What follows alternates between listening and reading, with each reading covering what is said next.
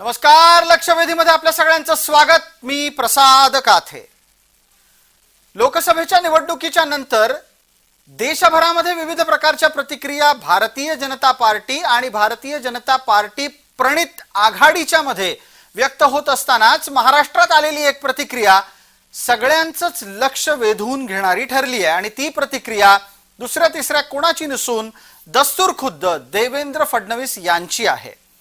आपल्या सगळ्यांनाच याची आठवण असेल की सुमारे 2.5 वर्षापूर्वी महाराष्ट्रामध्ये जेव्हा सत्तांतर झालं त्यावेळेला अनपेक्षितरित्या याच देवेंद्र फडणवीसांना एकनाथ शिंदे यांच्या हाताखाली उपमुख्यमंत्री म्हणून काम करायचा पक्षानं आदेश दिला. याच आदेशाचा पुढे कायम त्याग असा गवगवा करण्यात आला. पण आता हाच त्याग महाराष्ट्रातल्या लोकसभा निवडणुकीच्या निकालासाठी कारणीभूत ठरलाय हे लक्षात आल्यानंच की काय कदाचित उपमुख्यमंत्री पदाच्या जबाबदारीतून मोकळं करा, यापेक्षा पक्ष सांभाळू द्या, अशा प्रकारची भूमिका देवेंद्र फडणवीसांनी घेतलेली आहे. फडणवीस तसं पाहायला गेलं तर अत्यंत संयमी आणि अत्यंत शिस्तप्रिय असेच नेते आहेत. त्यांनी आपली भूमिका यापूर्वी नेतृत्वाकडे मांडली होती आणि त्यानंतर आपल्या भूमिकेतला बदल सुद्धा नेतृत्वाच्या आदेशानं केला होता. यावेळेला देवेंद्र फडणवीसांनी ही भूमिका माध्यमांसमोर मांडली आहे. ती त्यांनी नेत्यांना कळवली असेल अशी अपेक्षा आहे. पण मुळात देवेंद्र फडणवीस या स्थितीपर्यंत का पोहोचले आहेत याची चर्चा होणं गरजेचं आहे. आणि त्याचबरोबर हा देवेंद्र फडणवीसांचा चकवा आहे की ते एका अनपेक्षित आणि अज्ञातांच्या माध्यमातून रचल्या गेलेल्या चक्रव्यूहात अडकले आहेत, हे सुद्धा आपल्याला लक्षात घ्यायला हवं. आजच्या लक्षवेधीमध्ये त्याच निमित्तानं आपण आपल्या सोबत असलेल्या विविध मान्यवरांच्या बरोबर चर्चा करणार आहोतच. त्यांची ओळख मी आपल्याला करून देतोच. पण तत्पूर्वी हे सगळं वक्तव्य जिथून सुरू झालं आणि ज्या पत्रकार परिषदेतून सुरू झालं त्या पत्रकार परिषदेतलं एकूणच हावभाव सहित देवेंद्र फडणवीसांचं वक्तव्य आपण ऐकणार आहोत.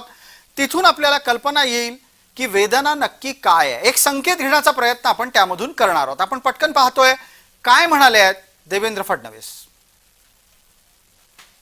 मी पक्षाला एक विनंती अजून करणार आहे. अर्थात भारतीय जनता पक्षामध्ये पक्ष सगळे निर्णय करतो की आता मला विधानसभेकरता पूर्ण वेळ त्या ठिकाणी उतरायचं आहे. त्याच्यामुळे मी भारतीय जनता पक्षाच्या शीर्षस्थ नेतृत्वाला ही विनंती करणार आहे की त्यांनी मला सरकारमधनं मोकळं करावं आणि पक्षामध्ये पूर्ण वेळ काम करण्याची त्यांनी संधी द्यावी, जेणेकरून ज्या काही कमतरता राहिल्या आहेत त्या कमतरता पूर्ण करण्याच्या दृष्टीने मला माझा पूर्ण वेळ देता येईल. असलं तरी जागा कमी आलेल्या आहेत ही फॅक्ट आपल्याला या ठिकाणी मान्य करावी लागेल. आणि एकूणच या निवडणुकीचं नेतृत्व हे एक प्रकारे भारतीय जनता पक्षामध्ये मी करत होतो. त्यामुळे या ठिकाणी जो काही पराभव झाला असेल, ज्या काही जागा कमी आल्या असतील, याची सगळी जबाबदारी ही माझी आहे, ती मी स्वीकारतो.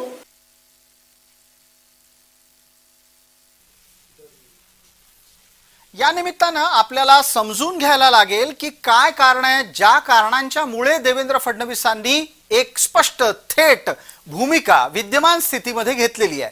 देवेंद्र फडणवीसांनी हा चकवा निर्माण केलाय का, आणि हा चकवा नसेल तर कोणत्या चक्रव्यूहात देवेंद्र फडणवीस अडकले आहेत याची एक संभावित कारण विश्लेषणाच्या माध्यमातून आपण लक्षात घेणार आहोत.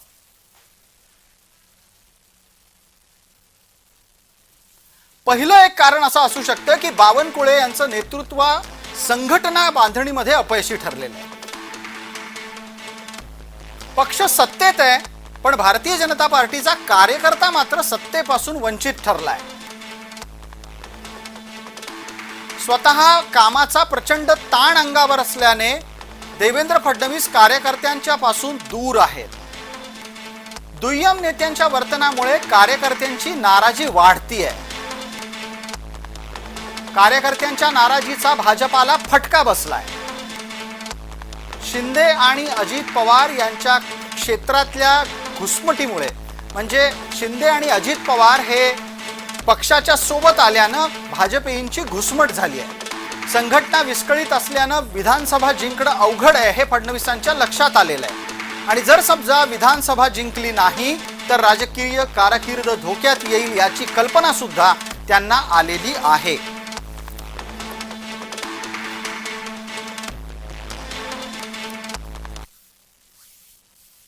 या चर्चेच्या निमित्तानं आपण आपल्या सोबत असलेल्या विविध मान्यवरांपर्यंत पोहोचतोय. या चर्चेत आत्ताच्या घडीला आपल्याला 3 मान्यवर दिसतात. एक आणखीन मान्यवर आपल्या सोबत जोडले गेले, त्यांचाही लवकरच समावेश स्क्रीनवर होईल. माझ्यासोबत भारतीय जनता पार्टीचे प्रवक्ता गणेश हाके आहेत. आपल्यासोबत विद्याताई चव्हाण आहेत. विद्याताई चव्हाण माजी आमदार आणि आत्ताच्या घडीला राष्ट्रपच्या प्रवक्ता प्रतिनिधी या नात्यानं चर्चेत आहेत. आणि मकरंद मुळे आपल्याला या चर्चेत राजकीय विश्लेषक म्हणून लाभले आहेत. त्यांच्याच सोबत मुंबईच्या आमच्या स्टुडिओमध्ये ठाकूर संजय सिंग सुद्धा राजकीय विश्लेषक म्हणून आहेत. मला पहिल्यांदा प्रश्न पटकन आधी आमच्या सोबत स्टुडिओमध्ये असलेल्या ठाकूर संजय सिंग यांना विचारायचं आहे. ते आता आपल्या स्क्रीनवर दिसतील.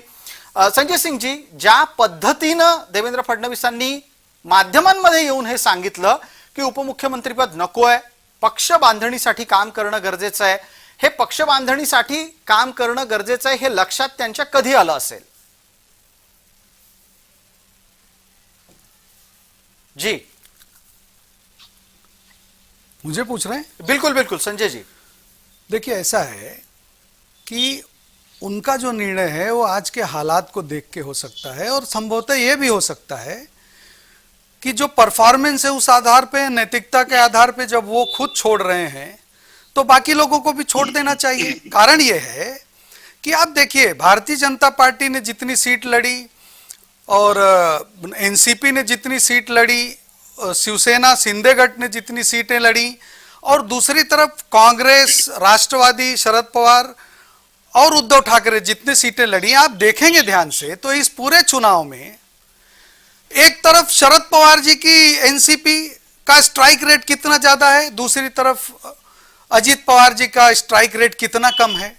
हाँ, ये अलग बात है कि जब आप शिवसेना उद्धव ठाकरे गठ और शिवसेना शिंदे गठ की तुलना करेंगे आप, तो उसमें आप निश्चित रूप से यह कह सकते हैं कि शिवसेना उद्धव ठाकरे गठ पर शिवसेना शिंदे गठ बहुत भारी पड़ गया है. अगर आप स्ट्राइक रेट देखेंगे तो उद्धव ठाकरे का उन फोर्सेस के साथ जाना बिल्कुल शरद पवार जी की जो महारत थी उसके तहत उन्होंने कांग्रेस का फायदा कर लिया, अपना फायदा कर लिया, उनका दोनों का 70% के ऊपर स्ट्राइक रेट चले गया.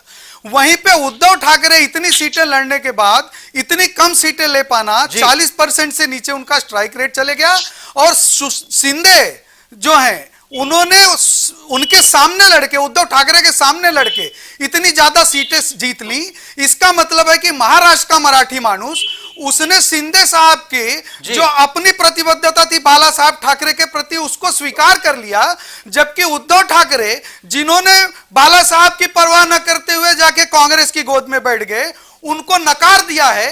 इसीलिए उनका मत प्रतिशत भी आप देखेंगे तो इस समय शिंदे साहब और उद्धव ठाकरे के दोनों पार्टियों में जो मत प्रतिशत है सिर्फ 3% का अंतर है. पहले ही चुनाव में शिंदे जी ने इतना बढ़िया परफॉर्मेंस कर दिया, उद्धव ठाकरे जी को मुंह की खानी पड़ी है उनके सामने. ये एक एनालिसिस है जिसकी तरफ किसी का ध्यान नहीं जा रहा है. जी पण आत्ताच्या घडीला देवेंद्र फडणवीसांनी उपमुख्यमंत्री पदापासून दूर होण्याचा निर्णय कळवलेला आहे केंद्रीय नेतृत्वाला. सर्वसाधारणपणे पक्षाची शिस्त वेगळी आहे भारतीय जनता पार्टीची.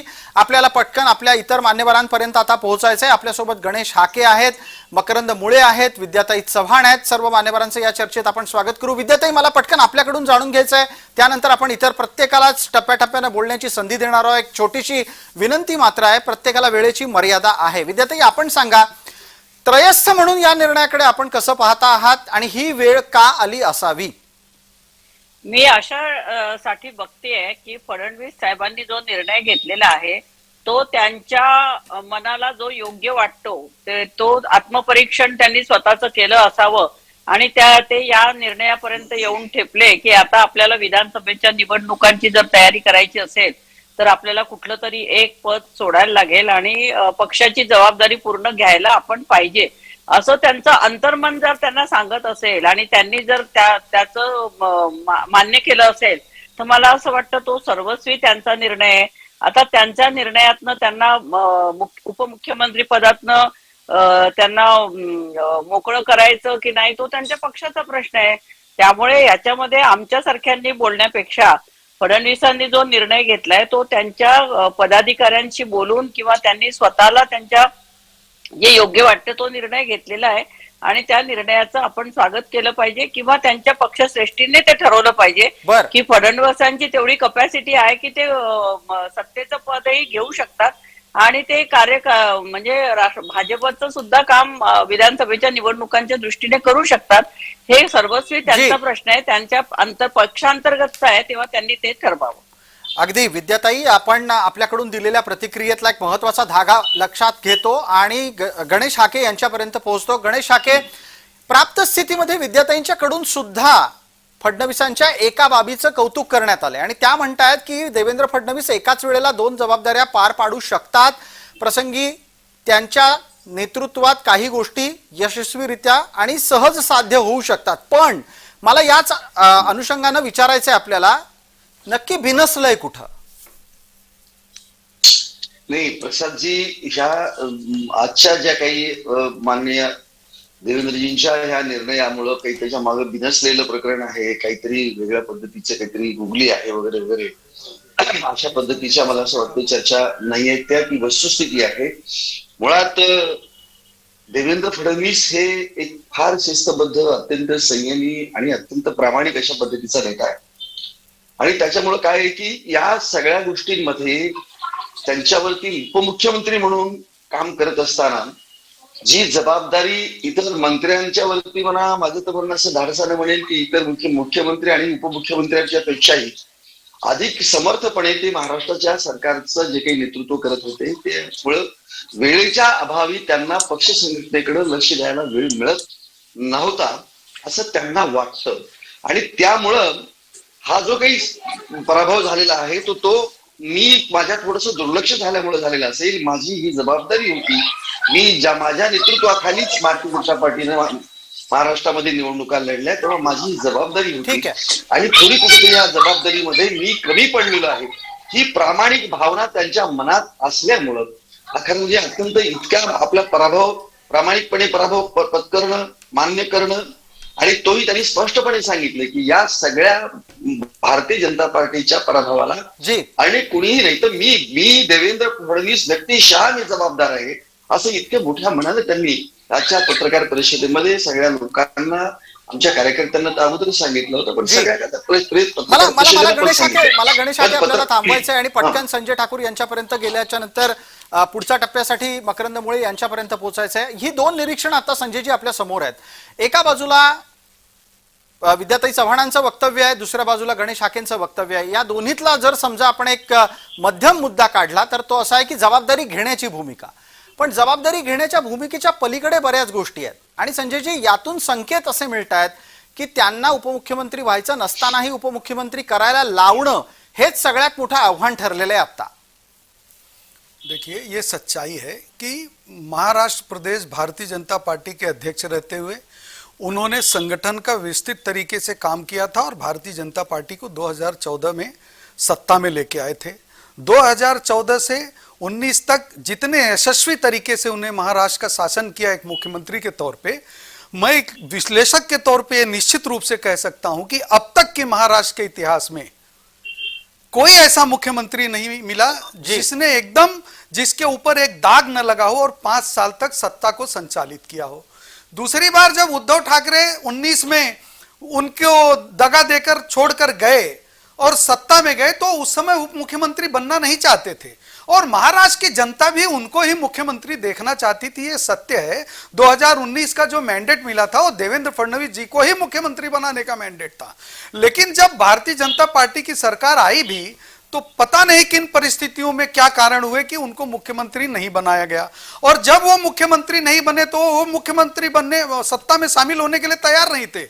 उन्होंने कह भी दिया था माध्यमों से कि मैं नहीं रहना चाहता हूं. लेकिन फिर वही बात है जैसे आज उन्होंने कहा है, लेकिन भारतीय जनता पार्टी के बड़े नेता अगर उनको आदेश देंगे कि नहीं आप जहां हैं वहीं रहना है तो उनको रहना पड़ेगा. लेकिन उन्होंने अपने तौर पर अपनी तरफ से ये जिम्मेदारी लेकर एक बड़ा दिल दिखाया है और बड़े साहस ठीक का है। काम किया है। पण मला चर्चेतला हा मुद्दा निश्चित समोर ठेवायचा आहे. मकरंद मुळे यांच्यापर्यंत जाण्याची हीच वेळ आहे आणि त्या निमित्तानं मकरंद मुळे आपल्याला बोलतं करतो. या सगळ्यात 3-4 एक गोष्टी सुटतायत असं मला वाटतं. त्याच्यावर तुमच्याकडून प्रकाश टाकला जाणं अपेक्षित करतो. पहिला मुद्दा तर असा की ज्याला पक्ष संघटनेत राहायचं होतं, पक्षवाढीसाठी काम करायचं होतं आणि संघटनात्मक यश मिळवून द्यायचं होतं निवडणुकीत, त्याच्याकडे अतिरिक्त जबाबदारी आल्यानं गाडी कुठंतरी फसली बिनसली. दुसरा मुद्दा याच्यात अजून असा येतो की आज आपण म्हणून बसलेला आहात की उपमुख्यमंत्री पद नको, केंद्र मला वाटत नाही तो मुद्दा स्वीकारेल. यानंतर जी होणारी परिस्थिती आहे त्यात आव्हान किती असेल? नाही, असं आहे की आपण एक लक्षात घेतलं पाहिजे की 2014 ते 2019 मुख्यमंत्री देवेंद्र फडणवीस, त्यानंतर 2019 ते सत्तांतर होईपर्यंतचा मधल्या 2-2.5 वर्षाच्या काळातले विरोधी पक्षनेते देवेंद्र फडणवीस आणि सत्तांतर झाल्यानंतरचे उपमुख्यमंत्री असलेले फडणवीस. तर हा जो सगळा 10 वर्षाचा देवेंद्र फडणवीस यांचा कार्यकाळ आहे, त्या सगळ्या कार्यकाळातल्या देवेंद्र फडणवीसांची कार्यपद्धती, त्यांचे निर्णय घेण्याची क्षमता, काम करण्याच्या पद्धती, या सगळ्या पार्श्वभूमीवर समजा आपण असं गृहीत धरलं पाहिजे की आत्ताचे जे निकाल काल आलेले आहेत ते भारतीय जनता पार्टी किंवा महायुतीला जरी सोयीचे आले असते किंवा अधिक मोठ्या प्रमाणात महायुतीचं पारडं जड झालं असलं तरी एकूण जी भारतीय जनता पार्टीची जी कार्यशैली आहे विधानसभेच्या पार्श्वभूमीवर केवळ महाराष्ट्रातच नव्हे तर सत्ता आली असती, शपथविधी झाले असते, मंत्रिमंडळ झालं असतं, तर कालांतराने देशभरातल्या संघटनेत काही ना काही बदल झाले असते, ते महाराष्ट्रातही होऊ शकले. आता महाराष्ट्रातलं भारतीय जनता पार्टी आणि त्यांच्या युतीला मिळालेलं यश, अपयश किंवा कमी यश जे आहे त्या पार्श्वभूमीवर देवेंद्र फडणवीस सारख्या नेत्यांनी अशी भूमिका घेणं की जसं विद्याताईंनी चर्चेच्या सुरुवातीला म्हटलं, त्यांनी अतिशय संयमी आणि योग्य प्रकारे म्हटलं की त्यांना आतून त्यांचा आतल्या आवाजाने असं सांगितलं असेल, अशा प्रकारची भूमिका मांडली. तर आपण संशयाचा फायदा म्हणजे जरी राजकीय चर्चा असली तरी त्यांना देऊया की त्यांना मनोमन असं वाटलं असेल की नाही आता अधिक संघटनेकरता वेळ दिला पाहिजे. याचा अर्थ उरलेले संघटनेतले ते काम करत नाहीयेत का, ते अपयशी ठरले, असा मुद्दा नसतो. परंतु शेवटी एक पक्कड असते. 10 वर्षाचा एक चेहरा आहे देवेंद्र फडणवीस आणि भारतीय जनता पार्टी महाराष्ट्र आज तरी देवेंद्र फडणवीस सेंट्रिक विचार करतोय. त्याचे फायदे तोटे त्यावेळी संघटनेने त्यांनी अंतर्गत त्याचा अनालिसिसही केला असेल, त्याचं काही त्यांनी विश्लेषण केलं असेल. या पार्श्वभूमीवर जी चर्चेत मुद्दा आला होता की एकनाथ शिंदे यांचं मुख्यमंत्री म्हणून नाव हे देवेंद्र फडणवीस यांनीच घोषित केलं होतं आणि त्यावेळी ते असं म्हणले होते की मी सत्तेत जाणार नाही, सत्तेला सगळ्यात मदत करीत. पण केंद्रीय नेतृत्वाने सांगितलं, सल्ला दिला आणि त्यांनी उपमुख्यमंत्रीपद स्वीकारलं. आता हा जो सगळा 10 वर्षाचा किंवा आत्ताचा जो 2.5 वर्षाचा कार्यकाळ आहे आणि निवडणुकीत लोकसभेच्या पार्श्वभूमीवरचं निवडणुकीतलं महायुतीला न मिळालेलं अपेक्षित जे यश, या पार्श्वभूमीवर आता एक असं आहे की आपण एक लक्षात घेतलं पाहिजे प्रसादजी की अजितदादा, एकनाथ शिंदे आणि देवेंद्र फडणवीस यांच्यात वाद होणार नाहीत, यांच्यात गैरसमज होणार नाहीत, धुसफूस होणार नाही. पण असं होणारच नाही असं गृहीत धरून चालता येणार नाहीये. खालच्या स्तरावर या तिन्ही पक्षांच्या नेत्यांमध्ये कुठे ना कुठे थोडंसं खट्टू होणार आहे, कुठे ना कुठे एकमेकांविषयी नाराजी व्यक्त केली जाणार आहे. मकरंदमुळे मला असं वाटतं की इथे नेमका विषय हा नेत्यांमधल्या समन्वयाचा नाहीच आहे. हा विषय खरं तर कार्यकर्त्यांमधल्या समन्वयाचा आहे आणि इथेच गडबड झालेली दिसती आहे. आता आपल्यासोबत विद्याताई आहेत, विद्याताईंना एक पटकन चर्चेची संधी त्या निमित्तानं देऊ आणि मग मी चर्चेला पुढे नेतो. दरम्यान मकरंद मुळेंना काही महत्वाचा मुद्दा मांडायचा असं दिसतंय. मकरंदजी, वेळेची मर्यादा पाळा, 30 सेकंद आहेत. त्याच मुद्द्यावर मला यायचंय की अशा सगळ्या पार्श्वभूमीवर आपली संघटना एक राहणं, एक परत एकदा संघटनेतलं आणि कोणालाही वाटतं आपलं स्थान भक्कम करून घेणं आणि दुसरं सगळ्याची जबाबदारी घेऊन एका पालकत्वाच्या भूमिकेत जाणं आणि केंद्रीय नेतृत्वाला जर काही पुढच्या काळात जर मोठे निर्णय करायचे असतील तर त्याकरता आपण उपलब्ध आहोत, अशा प्रकारचा संदेश देणं. मला असं वाटतं की दोन्ही तिन्ही कारणांनी महाराष्ट्रातली राजकीय परिस्थिती लक्षात घेऊन देवेंद्र फडणवीसांनी आजची भूमिका मांडली असावी. अगदी या कार्यकर्त्यांमधल्या समन्वयाचे फटके अनेक ठिकाणी अनेकांना बसलेले दिसत आहेत. आत्ताच्या घडीला जो सुनेत्रा पवारांचा पराभव आहे त्याच्यामुळे महायुतीमध्ये कुरबुरी सुरू झालेल्या आहेतच. त्याचबरोबर भारतीय जनता पार्टीनं काढलेला सर्व्हे हाच पराभवातल्या आणि त्यात सुद्धा अनेक ठिकाणी उमेदवार बदलायला कारणीभूत ठरला असं आता शिंदे गटाच्याकडून सांगितलं जात आहे. मला विद्याताई आपल्याला विचारायचं होतं की महायुतीतल्या या कुरबुरींच्याही पेक्षा हा समन्वय शक्यच नव्हता का? शिंदे, पवार आणि भारतीय जनता पार्टी या तीन स्तरांवरचे नेते एकमेकांसोबत आले, कार्यकर्ते का आले नसतील? नाही, मला असं वाटतं प्रत्येक कार्यकर्त्यांच्या अपेक्षा खूप वाढलेल्या होत्या आणि सीट्स कमी झाल्या होत्या. कारण आधी व्हायचे दोन वाटे, शिवसेना आणि भाजपमध्ये. आता त्याच्यात तिसरा हिस्सेदार आल्यामुळे तीन वाटे त्याच्यात झालेले आहेत. त्यामुळे कार्यकर्त्यांच्या मागण्या वाढत गेल्या. आता एकनाथ शिंदेच्याच पक्षाचं बघितलं तर त्यांनी जास्ती सीट्स लढल्या. अजितदादांच्या पक्षाने एकदम कमी 4च सीट लढल्या. कारण अजितदादांना लोकसभेच्या निवडणुकांपेक्षा विधानसभेची निवडणूक ही जास्ती महत्वाची वाटते. आता ते प्रत्येकाला जे महत्वाचं वाटतं त्याप्रमाणे त्यांचा समन्वय असतो. जी. परंतु इथे मला एक सांगायचंय की जेवढी मोठी खुर्ची म्हणजे जेवढी मोठी सत्ता तेवढी मोठी जबाबदारी असते प्रत्येकाकडे, आणि ती जबाबदारी कशी पेलायची हे ज्याने त्याने ज्याचं त्याचं ठरवलं पाहिजे, आणि ते फडणवीसांनी ठरवलं असावं. दुसरं मला एक सांगायचंय, आपल्या पॅनलमध्ये जे हिंदीमध्ये बोलतायत, मला स्क्रीनवर आता दिसत नाहीये, पण ते सारखं उद्धवजींवरती जे खापर फोडतायत ते बरोबर नाहीये. कारण हा प्रत्येक पक्षाचा अंतर्गत प्रश्न आहे, कुठल्या नेत्याला कुठली जबाबदारी द्यायची, त्याने कोण चांगल्या ऐका प्रकारे सक्षमपणे पार पडेल, ओ विद्याताई, हे ऐका जरा पाहिलं मी काय पाहिजे. बोलतोय. विद्याताई ऐका, मी त्यांच्यावर खापर नाही फोडतोय. मी फक्त तुम्हाला एनालिसिस सांगतो. या इलेक्शन मध्ये जो पर्सेंटेज आहे ना, मला Analysis चुकीचं ऐका करताय जरा, तुम्ही. ऐका, चुकीचा नाहीच आहे, मी चुकीचं विश्लेषण करताय. करतो ना. कारण काय ऐका आहे, जरा, त्याच्यात ऐका जरा. उद्धवजींना तुम्हाला कमी लेखण्याचा काही अधिकार नाहीये. हो, कारण ताई, ऐका उद्धवजी जरा, मी असतील, जे काय सध्याची जी परिस्थिती आहे त्याच्याबद्दल बोलतोय मी. तोडून महाराष्ट्रभर जी प्रचार काय केलेला आहे, हे परिस्थिती आहे appreciate ते त्याच्याबद्दल केलं माझं पाहिजे, जरी विश्लेषण आपण असं विरोधात असलो आहे तरी. की जर का जरी उद्धव आपण विरोधात ठाकरेंना असलो तरी 16% आणि एकनाथ शिंदेनं ते 13% कळलं, पहिल्याच माझ्या इलेक्शन लक्षात मध्ये आलं त्यांनी ते. मतं ते माझ्याही मिळवत लक्षात असतील आलं, तर माझ्याही निश्चित लक्षात रूपाने आलं. पण अमोल उद्धव ठाकरे कीर्तिकरांची समोर खालची- इलेक्शन लढून ते अमोल जिंकत कीर्तिकरांची असतील, सीट ही त्यांची पकडू सीट नका जास्त तुम्ही, येत जे काय- असतील, मग निश्चित रूप आपल्याला हे मान्य अमोल करावं कीर्तिकर लागेल की यांना एकनाथ declare शिंदे भारी केल्यानंतर पडले उद्धव निवडणूक ठाकरेंवर. आयोगाची ही सत्य जबाबदारी परिस्थिती की आहे. एकदा सीट डिक्लेअर करणं म्हणजे ती वर्ण प्रेशर आल्याशिवाय ते झालेलं नाहीये. मला माहितीये तिथे मतमोजणी झाली होती, नाही, हे अमोल हे कीर्तिकरांना बघा, हे डिक्लेअर केलं होतं, विपक्षचे आणि जे मग लोक तिथून आहेत ना नंतर ताई, त्यांना आज पोस्टल हरले असते मतदान तर करून ईव्हीएम एक गडबड सीट होती. खेचून आज आणलेली आहे. आजची ती कुठल्या सध्या प्रकारे थोडी जे चांगली PR मध्ये परिस्थिती झालं आहे होतं त्याला ते स्वीकार तिथे करा. झालं. ठीक आहे, मला सध्या या चांगली परिस्थिती चर्चेला आहे, त्याला स्वीकार करा. आणि या जी चर्चेला परिस्थिती आपण- आहे त्याच्याबद्दल लोक बोलतीलच. मी हिंदीमध्ये बोलत होतो त्याचा अर्थ हे नाही की मला मराठी येत नाही. ठीक आहे. अगदी संजय तुम्हाला ठाकूर मराठी वेळ येत प्रसंगी असेल, चांगली मराठी हिंदी मला आणि तुम्ही चांगली इथे मराठी ही screenवर बोलतील. दिसत विद्याताई, आपण मुद्द्यापर्यंत येऊयात. मुद्दा आत्ताच्या घडीला देवेंद्र फडणवीसांनी केलेलं वक्तव्य आहे आणि मला त्यातला चकवा आता आपल्या समोर आणायचा आहे. आपण आधी चक्रव्यूहाच्या अनुषंगानं चर्चा केली, त्यातला एक मुद्दा खरं तर पटकन संजय ठाकूर सांगू शकतीलही. देवेंद्र फडणवीसांना अनिच्छेनं दिलेली जबाबदारी ही त्यांना आणखीन अडचणीत आणण्यासाठी होती का? देखिए प्रसाद जी, बहुत ईमानदारी के साथ अब मैं वो कहने जा रहा हूं जो विद्याताई सुनना चाहती हैं. सत्य परिस्थिति ये है कि जब भारतीय जनता पार्टी ने अजीत पवार को अपने साथ लिया, उस समय भारतीय जनता पार्टी के कार्यकर्ताओं को भी ये बात नागवार गुजरी थी. और आज इस इलेक्शन के बाद ये परिस्थिति दिख रही है कि अब वो लगभग पूरी तरह से भारतीय जनता पार्टी पर लाइबिलिटी हो चुके एक बोझ हैं उनके तरफ से. देखिए, मैं इसीलिए शिंदे साहब की तारीफ कर रहा था कि एकनाथ शिंदे ने जिस तरह से लड़ाई लड़ी और जिस तरह से उद्धव ठाकरे के सामने सारी सीटें जीत के लेके आए, उलट उसके अजीत दादा पवार के गठ ने कुछ भी नहीं किया ऐसा बोल सकते. कोई स्ट्राइक रेट ही नहीं है. उससे फायदा किसका हुआ?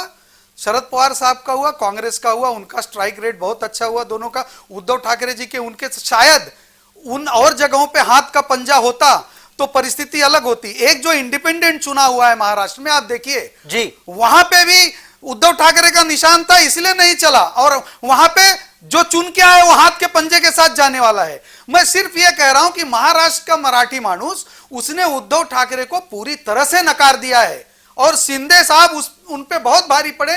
ये सत्य परिस्थिति है. ठीक है. और भारतीय जनता के पार्टी के ऊपर अजीत पवार एक लाइबिलिटी हो चुके हैं, ये दिखाई पड़ रहा है. ये कहने का साहस करना पड़ेगा. बिलकुल. आपण एक बऱ्यापैकी मोठं धाडस थेटच केलेलं आहे की अजित पवार हे आता भारतीय जनता पार्टीच्या गळ्यातलं लोढणं बनलेले आहेत.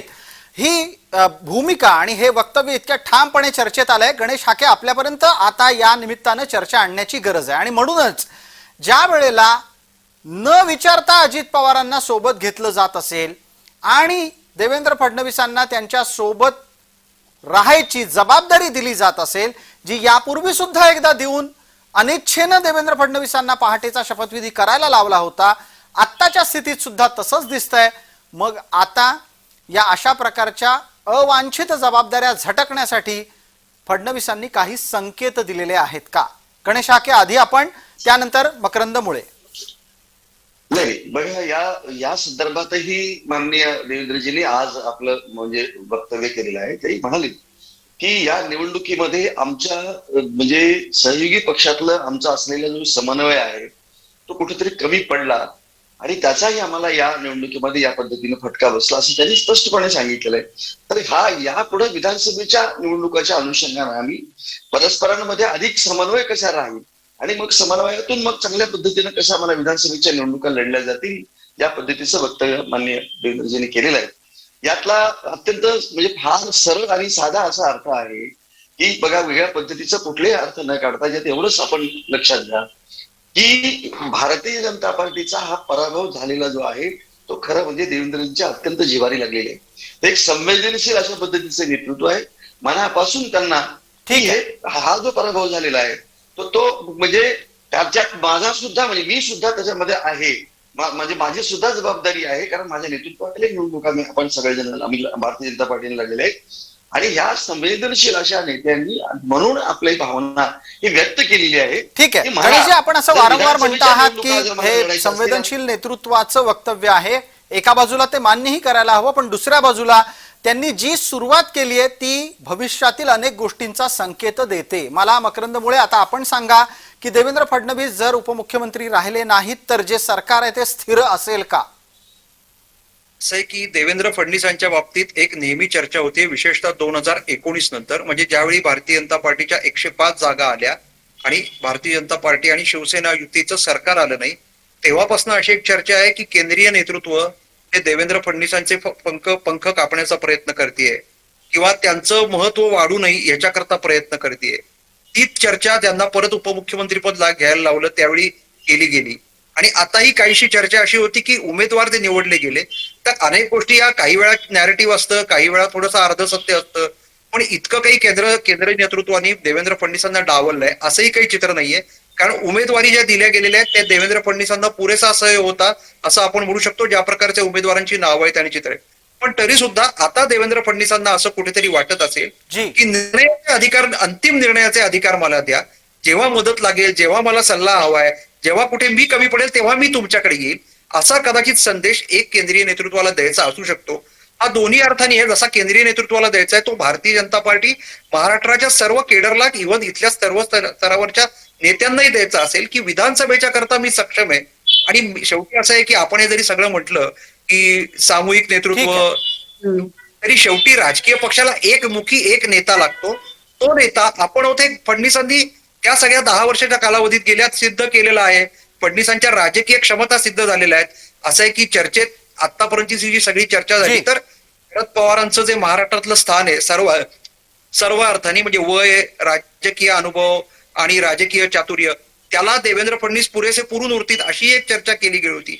या सर्व पार्श्वभूमीवर आपल्याकडे अशा सगळ्या क्षमता असताना सुद्धा आपल्या क्षमतांचा पुरेसा वापर होत नाहीये असं वाटणं, आणि जे गणेश हाके म्हणले की पराभवही जिव्हारी लागलेला असो असं वाटणं, या पार्श्वभूमीवर आपल्या पक्षाला, आपल्या संघटनेला पुन्हा एकदा गवगवीत यश मिळवून देण्याकरता आता तरी आपण उतरावं. आणि त्या उतरताना उपमुख्यमंत्री पदाची जी जबाबदारी आहे त्याच्याऐवजी पूर्ण संघटनेची जबाबदारी असं, कारण मुळातच आता लक्षात घ्या की ठीक आहे, आपल्याला वेळेच्या मर्यादेत उत्तर घ्यायची आहेत. मला पटकन आता आपण दिलेल्या वक्तव्यातले 2 संदर्भ घ्यायचे आहेत आणि आपल्या सोबत असलेल्या 2 स्वतंत्र व्यक्तींपर्यंत पोहोचायचे. आधी संजय ठाकूर यांच्यापर्यंत मी विश्लेषणाच्या निमित्तानं जातो आणि त्यानंतर गणेश हाकेंपर्यंत जाणार आहे. आधी संजय ठाकूर, आपण सांगावं, फडणवीस केंद्राला काही संकेत देऊ इच्छित आहेत का? देखिए, देवेंद्र फडणवीस महाराष्ट्र की राजनीति में एक बहुत ही दिलेर नेता है, ये कहने में कोई गलत बात नहीं होगी. देवेंद्र फडणवीस की आदत है कि पार्टी पे जब भी कोई तकलीफ आती है तो उसको आगे बढ़ के फेस करते हैं और अपने ऊपर लेते हैं. बहुत हद तक तो मैं यहाँ तक कहूँगा, जितना मैंने उनको रीड किया है, कि जिन निर्णयों में उन सहभागी नहीं होते हैं उसमें भी अगर कोई गलती हो जाए तो उसकी जिम्मेदारी ले लेते हैं आगे बढ़ के. देखिए, ये निश्चित तौर पे कहना पड़ेगा कि देवेंद्र फडणवीस को यह हार बिल्कुल अच्छी नहीं लगी होगी. कैसे अच्छी लगेगी? जिस देवेंद्र फडणवीस ने इस महाराष्ट्र में 5 साल बेदाग तरीके से सत्ता का संचालन किया हो, जिस देवेंद्र फडणवीस ने पार्टी का नेतृत्व लीड करते हुए पूरे महाराष्ट्र को छान मारा हो, उसका अर्थ यह नहीं है कि बावनकुळे जी ने भी बहुत दौरे किए हैं, महाराष्ट्र की गली गली तक गए, लेकिन जो बाद की गणित बनाई गई उसमें क्यों चूक हो गई? उसमें अजीत पवार जी का जो निर्णय हुआ, वो निर्णय वाकई में भारतीय जनता को बड़ी पड़ गया है, जो भारतीय जनता पार्टी का कोई नेता स्वच्छंद संजय रूप जी, से स्वीकार नहीं कर पाएगा। ये उनकी अपनी मजबुरी है गठबंधन की। ठीक आहे, पण मग संजय जी एक छोटासा 30 सेकंदात उत्तर द्या, हे सगळं घडू शकतं याची कल्पना का नहीं आली? नहीं, देखिए ऐसा है कि देखिए, एक आप खाली महाराष्ट्र के परिप्रेक्ष्य में मत देखिए, अब देखिए ना उत्तर प्रदेश में जहां पे राम मंदिर बना जी, जहां पे इतना विकास हुआ, भारतीय जनता पार्टी ने इतना काम किया बनारस में आदरणीय नरेंद्र मोदी जी ने, जिसकी कल्पना नहीं की जा सकती है।